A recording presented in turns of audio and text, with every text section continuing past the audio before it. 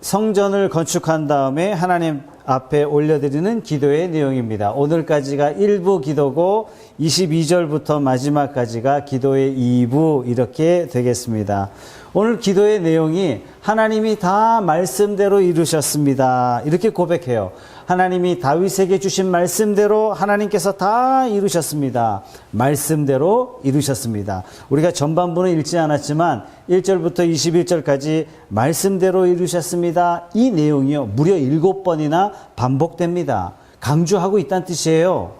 또 11절 말씀, 14절 말씀에 언약을 지키시고 이것도 같은 범주에 넣는다면 무려 10번에 가깝게 말씀대로 하셨습니다. 이렇게 고백하고 있는 것입니다. 자신이 왕된 것도 하나님의 말씀대로, 성전을 건축한 것도 하나님의 말씀대로. 여러분, 이 고백이 위대한 것은 내가 한 게 아니란 뜻이에요. 여러분, 왕이 되면 자신이 얼마나 위대한 왕인지 그 치적을 드러내기에 바빠요. 그런데 오늘 솔로몬은 자신을 감추고 내가 한 것이 아니라 다 하나님이 하셨습니다. 이렇게 고백하고 있는 것입니다. 푸른숲 교회가 이곳에 이전되기까지 모두가 다 하나님이 행하신 줄로 믿습니다. 여러분, 우리 신앙의 출발점은 뭐냐면 우리 인생의 주어가 바뀌어요. 과거에는 하나님을 믿기 전에는 내가 이것을 했고, 내가 이것을 할 수 있고, 내가 이걸 했고, 내가 주어지만 믿음 생활을 시작하면서 인생의 주어가 바뀝니다. 하나님이 하셨어요. 하나님이 행하셨습니다. 하나님이 이루셨습니다. 여러분, 성경 66권 전체를 서론, 본론, 결론으로 따졌을 때 창세기 1장부터 11장까지가 서론, 12장부터가 성경의 본론이다, 이렇게까지 이야기합니다. 그러면 11장과 12장의 분명한 차이점은 뭡니까? 11장의 중요한 사건은 바벨탑 사건이에요. 12장의 아주 중요한 사건은 하나님이 아브라함을 부르시죠. 11장 바벨탑 사건의 주어는 뭐죠? 우리가 이름을 대고, 우리가 창대케 하자, 우리가 지면의 흩어짐을 면하자. 모든 주어가 사람이에요. 모든 주어가 나예요. 나, 인간이에요. 그러나 창세기 12장에 누가 창대케 하세요? 여호와 하나님이. 누가 하나님께서 복을 주세요? 하나님이. 너를 저주하는 자에게 저주하고, 누가 저주하세요? 하나님이. 너를 축복하는 자에게 내가 축복하고, 누가 축복하세요? 하나님이. 주어가 바뀌는 것입니다. 사랑하는 성도 여러분, 저와 여러분의 인생의 주어가 하나님 되시기를 축복합니다. 하나님이 하셨어요. 집사님 어떻게 소득을 이렇게 많이 얻게 됐습니까? 하나님이 하셨어요. 집사님 어떻게 사업이 이렇게 번창합니까? 하나님이 하셨어요. 그래서 저와 여러분의 삶의 축복이 하나님인 줄로 알고 날마다 하나님 이렇게 고백하는 저와 여러분 되시길 바랍니다. 하나님이라고 고백하기 때문에 우리의 삶의 모습이 달라져요. 아침에 일어나면 기도해요. 왜? 하나님이 내 인생의 주관자시기 때문에. 저녁에 잠잘 때 내가 기도하고 마무리해요. 왜? 우리 인생의 진짜 주인은 하나님이시기 때문에. 말씀 묵상하면서 시작해요. 말씀 묵상하면서 하루를 마무리해요. 어려운 일 당해도 하나님 앞에 기도해요. 이 어려운 일도 주관하시는 분이 하나님이시기 때문에. 일이 잘 될 때 내가 하나님 앞에 기도해요. 하나님 앞에 감사해요. 왜요? 이 모든 것이 다 하나님 손 안에서 이루어졌다라고 믿기 때문에 내 인생의 주어는 하나님이십니다. 이 고백이 저와 여러분의 일생의 고백 되시기를 주님의 이름으로 축복합니다. 하나님이 나의 주인이라고 고백하는데 하나님이 어찌 책임져 주시지 않겠습니까? 1절 말씀 같이 한번 읽어보겠습니다. 시작. 그때 솔로몬이 이르되 여호와께서 캄캄한 데 계시겠다 말씀하셨사오나. 아니, 하나님이 캄캄한 데 계시겠대요. 하나님이 흑암 중에 계시겠대요. 이 말씀 무슨 뜻입니까? 여기서의 흑암이라는 것은 죄인된 인간들 속에 거하시겠다라고 말씀하신 거예요. 하나님이 시인의 산에 거하실 때 여러분 모세를 만나 주셨어요. 모세를 만날 때 그 상황이 어땠습니까? 우레 가운데, 번개 가운데, 빽빽한 구름 가운데 하나님이 강림하셨어요. 왜 강림하셨어요? 시내 산에? 이유는 딱 하나예요. 그곳에 자기 백성이 있었기 때문에. 그렇다면 하나님이 흑암 중에 거하시겠다, 이 말은 우리 가운데 거하시겠다는 얘기예요. 죄인된 우리 가운데 하나님이 직접 만나 주시려 하나님이 흑암 중에 계시겠다라고 말씀하시는 겁니다. 2절 말씀 같이 읽어보죠. 시작. 내가 주의 위하여 거하실 성전을 건축하였사오니 주께서 영원히 계실 처소로소이다. 특히 언약궤를 두는 하나님의 말씀이 나타나는 지성소가 어떻게 생겼는지 여러분 상상해 보세요. 성막이 만들어질 때 성막 울타리가 있어요. 그죠?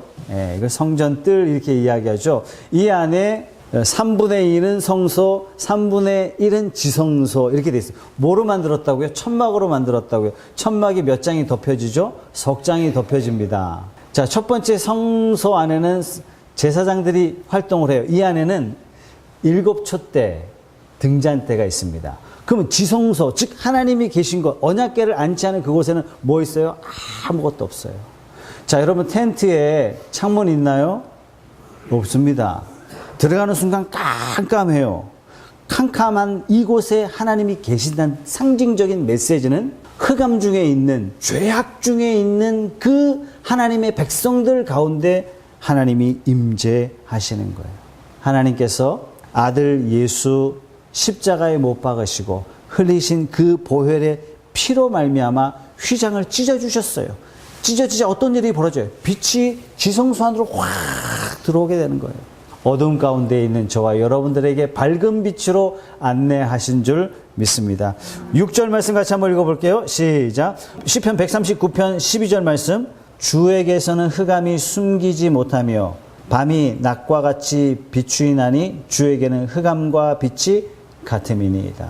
우리 고린도후서 4장 6절의 말씀. 어두운 데서 빛이, 말씀 있습니까? 네, 같이 한번 읽어보겠습니다. 시작. 어두운 데서 빛이 비추리라 하시던 그 하나님께서 예수 그리스도의 얼굴에 하나님의 영광을 아는 빛을 우리 마음에 비추셨느니라.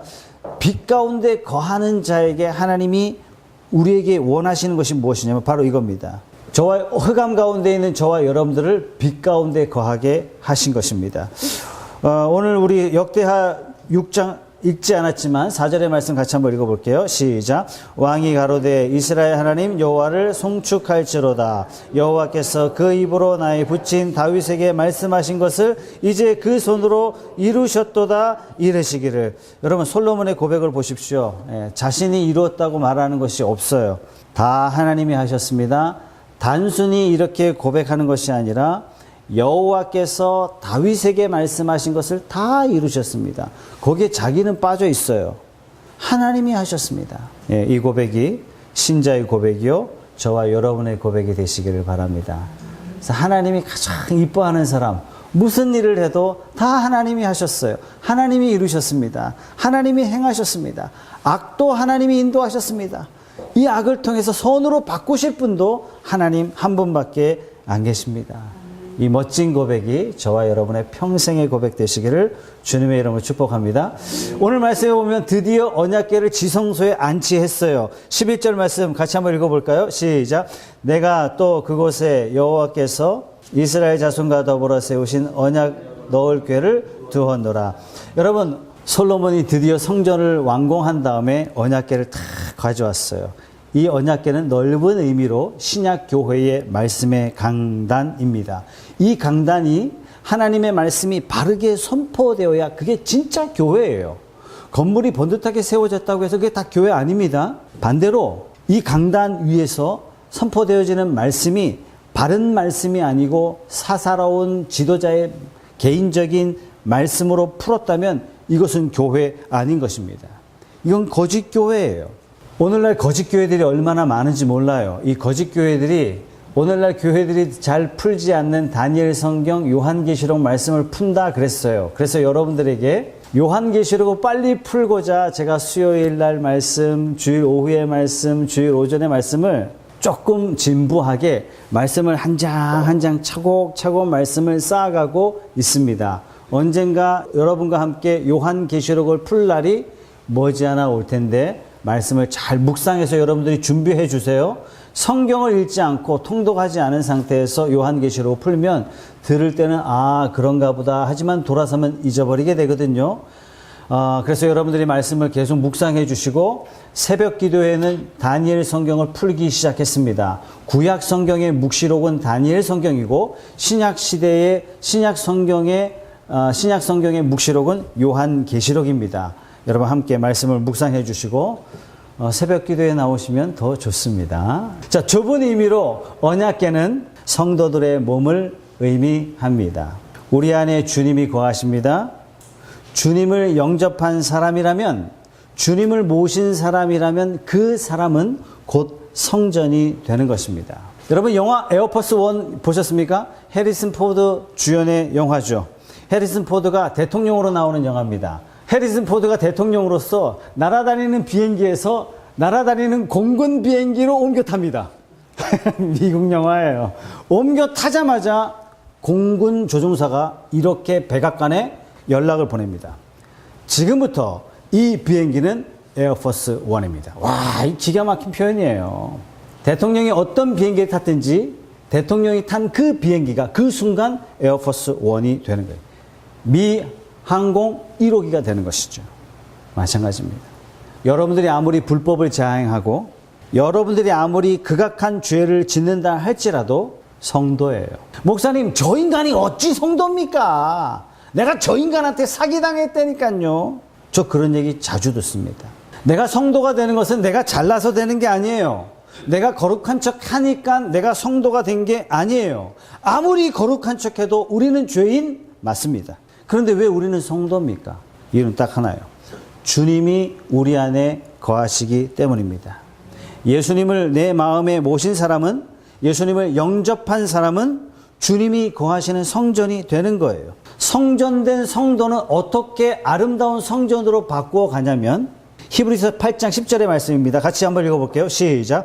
또 주께서 가라사대 그날 후에 내가 이스라엘 집으로 세울 언약이 이것이니 내 법을 너희 생각에 두고 저희 마음에 이것을 기록하리라. 나는 저희에게 하나님이 되고 저희는 내게 백성이 되리라.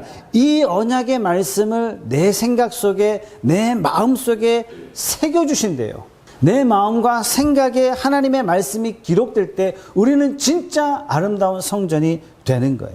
그냥 교회 마당만 밟는다고 해서 우리는 아름다운 성도가 되는 것은 아닙니다. 우리가 진짜 아름다운 성도, 아름다운 성전이 되는 것은 뭐냐면 우리의 생각과 우리의 마음에 하나님의 말씀을 넣는 거예요.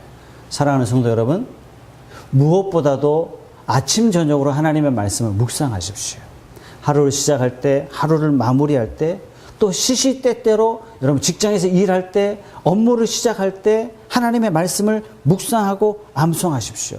이 주의 말씀이 여러분들의 갈 길을 지키시고 인도하시고 복을 주실 줄 믿습니다.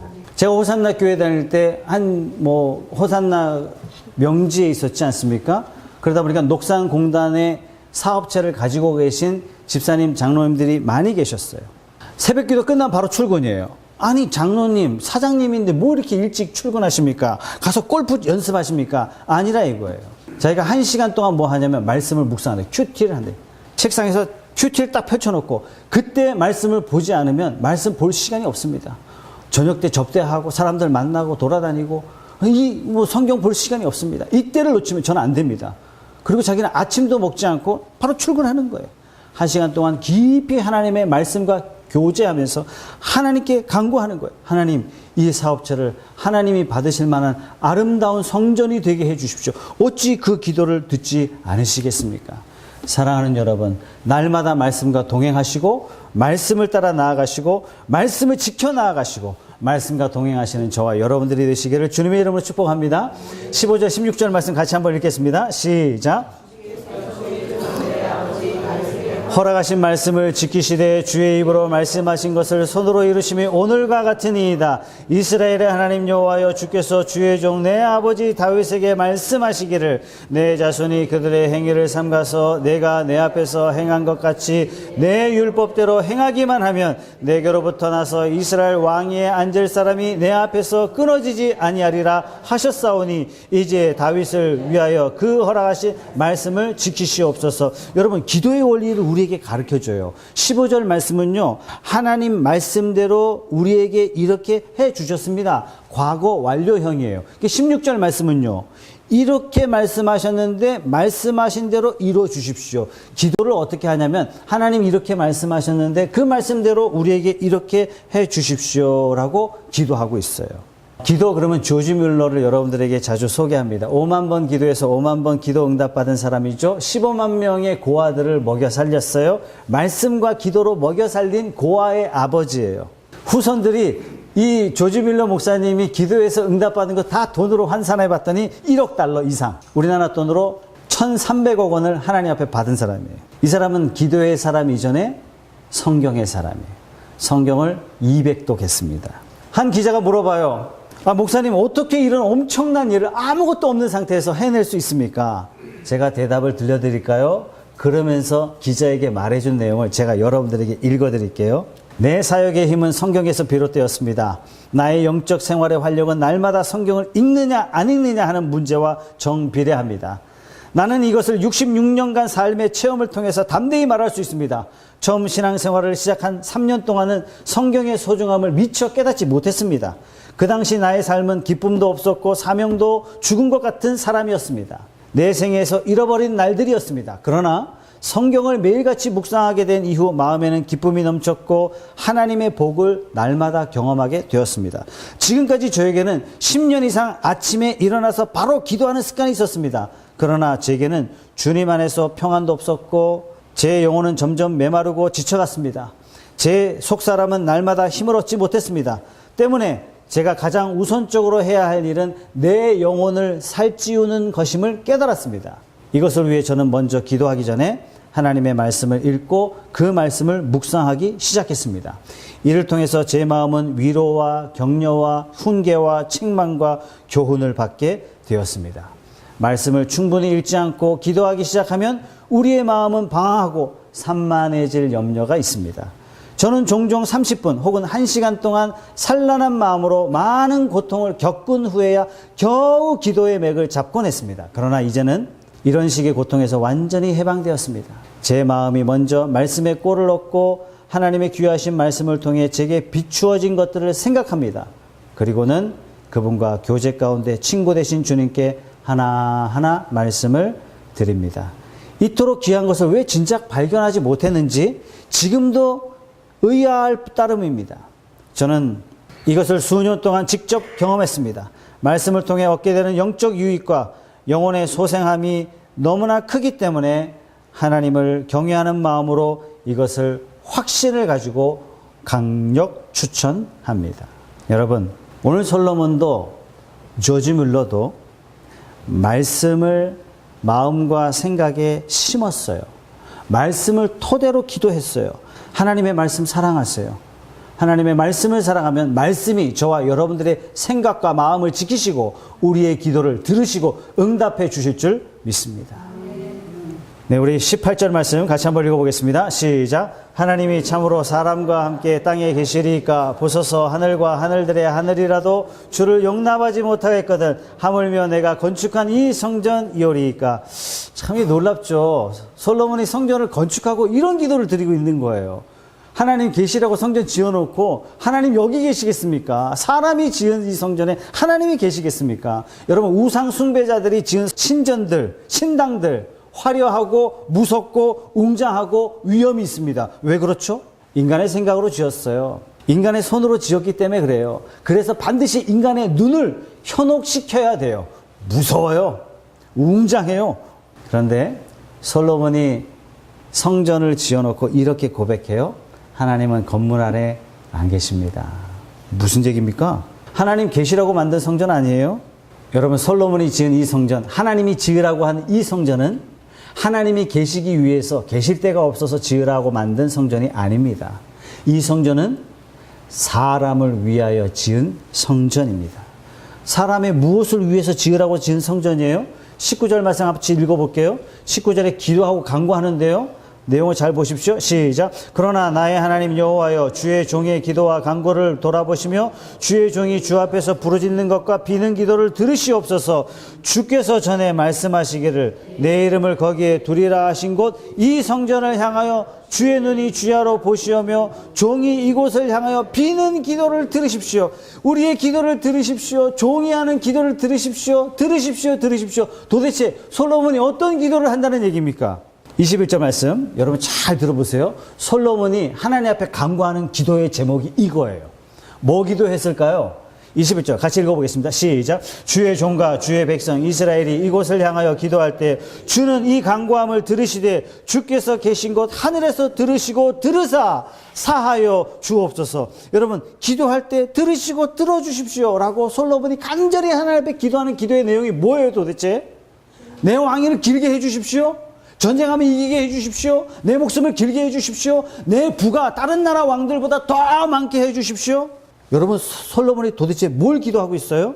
용서해 주십시오. 인생의 모든 문제의 뿌리는 바로 죄에서 시작되는 거예요. 죄사함을 받는 것이야말로 근본적인 하나님의 응답이라는 사실이에요. 모든 문제 해결은요, 죄 문제예요. 하나님이 어디 계시겠다고요? 캄캄한 데 계시겠다고요. 하나님이 죄 가운데 임재하시겠다는 얘기예요. 하나님이 이 땅에 오셔서 우리를 위해서 해주신 본질적인 건 뭐예요? 우리 죄의 문제를 해결해 주셨다는 사실이에요. 하나님의 모든 관심은 다 어디 있어요? 우리 사업이 2배로 잘 되는 거? 우리 자녀가 서울대학교 가는 거? 하나님의 모든 관심은요, 우리의 죄를 용서해 주시는데 하나님의 모든 관심이 집중해 있는 것입니다. 근데 문제는요, 나는 죄에 무관심해요. 그런데 문제는 나는 죄에 대해서 도대체 관심이 없어요. 여러분, 하나님의 은혜가 먼 이유가 바로 여기 있는 것입니다. 하나님이 가까이 경험되지 않는 이유가 바로 여기 있는 거예요. 여러분, 진짜 하나님의 은혜는요, 하나님, 나는 죄인입니다. 이 고백 가운데 진짜 기쁨이, 진짜 용서가, 진짜 축복이, 진짜 성령의 충만함이 임재하게 되는 것이 바로 여기 있는 것입니다. 저는 용서함 받았습니다. 이 선언만큼 위대한 선언은 없는 것입니다. 솔로몬이요, 성전을 아름답게 건축한 다음에 간절히 하나님 앞에 기도합니다. 하나님 반드시 들어주셔야 돼요. 하나님 꼭 들어주셔야 돼요. 하나님 꼭 들어주셔야 됩니다. 우리의 죄를 사하여 주시옵소서. 여러분, 이 기도가 왜 중요하냐면요, 이사야 59장 2절의 말씀 같이 한번 읽어보겠습니다. 시작. 오직 너희 죄악이 너희와 너희 하나님 사이를 내었고 너희 죄가 그 얼굴을 가리워서 너희를 듣지 않으시게 함이라. 여러분, 죄 있는 자는요, 하나님 앞에 가까이 나올 수가 없는 거예요. 요사에 계속 말씀을 준비하는 가운데 하나님께서 계속 음성을 주세요. 회개하라, 회개하라. 너희는 회개하라, 회개하라. 하나님은 축복의 주머니를 이미 들고 계세요. 제가 2번째 산에 딱 올라갔는데 하나님께서 우리 푸른숲 성도들을 향하여 복을 주시려고 준비를 딱 하고 계세요. 여러분, 빨리 돌이키시기 바랍니다. 하나님이 축복의 주머니를 부어줄 데가 없는 거예요. 회개하십시오. 하나님을 섬긴다 하면서 실상 우상을 섬기는 자, 가증한 점을 치고 무당에게 나아가고 부적에 손댄 자, 회개하세요. 하나님을 사랑한다 하면서 형제자매를 무시하고 원망하고 미워한 죄, 여러분 회개하세요. 신실한 하나님의 눈을 피해서 재물을 탐했다면 회개하세요. 그 부요하신 하나님이 넉넉히 채워주셨음에도 불구하고 하나님 앞에 인색한 마음을 가지고 있다면 회개하십시오. 회개하여 마음을 씻은 자, 주야로 하나님의 눈이 지켜주심을 경험하게 될 줄로 믿습니다. 이 성막을 통해서 우리에게 주시는 하나님의 은혜, 출애굽기 25장 22절의 말씀 같이 한번 읽어볼게요. 거기서 내가 너와 만나고 속죄소 위 곧 증거궤 위에 있는 2그룹 사이에서 내가 이스라엘 자손을 위하여 내게 명령할 모든 일을 내게 이르리라. 여러분, 처음 성막을 만들 때 성막의 역할은 뭐였냐면 하나님이 이렇게 규정하신 거예요.